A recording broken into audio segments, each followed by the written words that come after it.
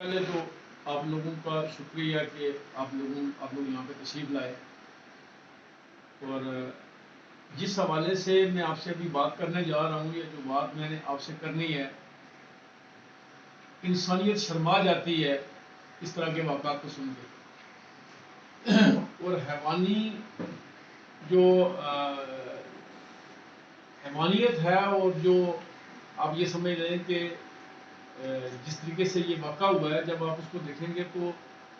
اس کی انسانوں کی ہسٹری میں کہیں کوئی مثال نہیں ملتی کہ کوئی انسان یہ بات کر سکتا ہے۔ تو کنیری کے مقام پہ 15 سے 20 دن قبل ایک بچی جو دوسری کلاس میں پڑھتی ہے اور 10 سال اس کی عمر ہے، اس کے ساتھ 2 بندوں نے مختلف اوقات میں ریپ کیا، اور اس میں جب وہاں پہ معززین نے، کیونکہ لڑکی کا نہ باپ ہے نہ اس کی والدہ اس کی نارمل ہے، والد اس کا فوت ہوا ہے، تو پھر یہ ہوا کہ انہوں نے اپنے طور پہ جرگے داروں نے اس معاملے کو دبانے کے لیے جرگہ کیا، جرگہ کر کے تو ان لڑکوں کے اوپر ڈنڈ ڈال کے اس معاملے کو دبا دیا، اور وہ لڑکے یہاں سے بھاگ گئے۔ تو جب ہمیں اس کی اطلاع ملی تو پھر ہم نے اس لڑکی کو کلیکٹ کیا، اس بچی کو بھی لایا اور اس کی بڑی بہن کو بھی لایا۔ تو جب ہم نے اس بچی کا میڈیکل کروایا تو پہلے تو ہمارے ذہن میں یہ تھا کہ شاید ایسا کوئی واقعہ نہیں ہوا ہوگا، کیونکہ بچی بہت چھوٹی تھی، اور اس کے ساتھ اس واقعے کا ہونا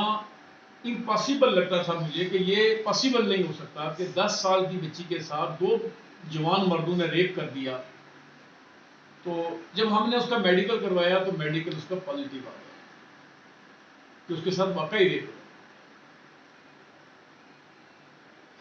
اب چونکہ میڈیکل آنے کے بعد ہم نے پھر اس معاملے کو انتہائی کنفیڈینشل رکھا، کیونکہ یہ خبر ایسی تھی کہ جب یہ آ جاتی، اوپن ہو جاتی، تو پھر ایک اتنا شور اور اتنا ہائپ کریٹ ہو جاتا کہ پھر ملزمان نے ہمارے ہتھے نہیں چڑھنا تھا۔ ہم نے اس کو انتہائی کنفیڈینشل رکھا، ایف آئی آر کو بالکل ہڈن رکھا، اور ہم نے برسا سے بھی ایف آئی آر کا ذکر نہیں کیا کہ ہم نے ایف آئی آر دی ہوئی ہے۔ تو ایف آئی آر دینے کے بعد ہم نے ان لڑکوں کے ٹیلی فونک پرنٹ لیے، تو ٹیلی فونک پرنٹ پہ پتا چلا کہ ایک میرپور میں اور ایک راولا کوٹ میں ہے۔ تو اب ٹیلی فونک پرنٹ سے مراد یہ نہیں ہوتی کہ بندہ ایک کمرے میں بیٹھا ہوا اور وہیں کا آپ کو لوکیشن اس کی مل گئی ہے تو آپ نے فوراً جانا ہے اس کو پکڑ لینا، ایسا نہیں۔ وہ ایک ایریا مینشن ہوتا ہے، کہ ایک ٹاور مینشن ہوتا ہے کہ فلاں ٹاور کی لوکیشن آ رہی ہے اور فلاں جگہ پہ موجود ہے۔ تو یہ بھی ہو سکتا ہے کہ بعض اوقات وہ بندہ کسی دوسری جگہ پہ اور ٹاور کی کوئی سگنل وہاں پہ جاتے ہوں اور پھر اس کی لوکیشن آ رہی ہو، تو یہ بھی کوئی ضروری نہیں ہوتا کہ وہ ایگزیکٹ کوئی جگہ وہی ہے جہاں کا وہ ٹاور لوکیشن دے رہا ہے۔ تو ہم نے پوری محنت اور پوری آپ بھی سمجھ لیں کہ تپودوں کے ساتھ ہم نے ان کو ٹریس کرنے کے بعد، کیونکہ جب ہمیں یہ بندہ ٹریس ہو گیا تو پھر ہم نے اس کو گرفتار کیا میرپور کی پولیس کی مدد سے، اور پھر راولا کوٹ کی حد تک جو لڑکا تھا وہ کوئی پرسنلی میرا کوئی ریپ تھا وہاں پہ کسی بندے کا تھا، تو وہ ان کو ہم نے انوالو کیا، اس کے اندر انوالو کر کے پھر رات کو 1 بجے بندہ کلیکٹ ہو گیا ہمیں وہاں سے، تو بندے 2 بھی ہمارے پاس آ گئے۔ تو ہم ابھی جو بات آپ کو کہہ رہے ہیں کہ ہم انشاءاللہ ان جرگے داروں کے خلاف بھی کارروائی کریں گے جن جرگے داروں نے اس بچی کے اس معاملے کو چھپایا، اس لیے کہ یہ بچی بے سہارا تھی، یہ 10 سال اس کی عمر ہے، والد اس کا کوئی نہیں ہے، والدہ نارمل ہے، کوئی اور دیگر سہارا نہیں ہے، سوتیلے بھائی کے پاس رہتی ہے۔ تو ہم نے اس ساری بات کو سامنے رکھ کے، اس لیے کہ اگر کوئی وہ بااثر کسی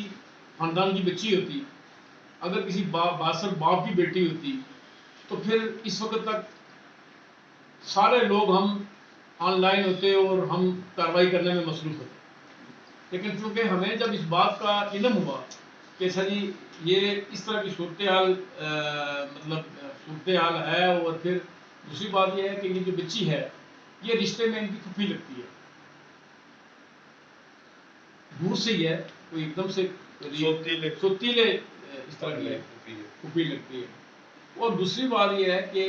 اس بچی کو اٹھا کے ہاتھ میں اٹھا کے چھت پہ لے جا کے مجھے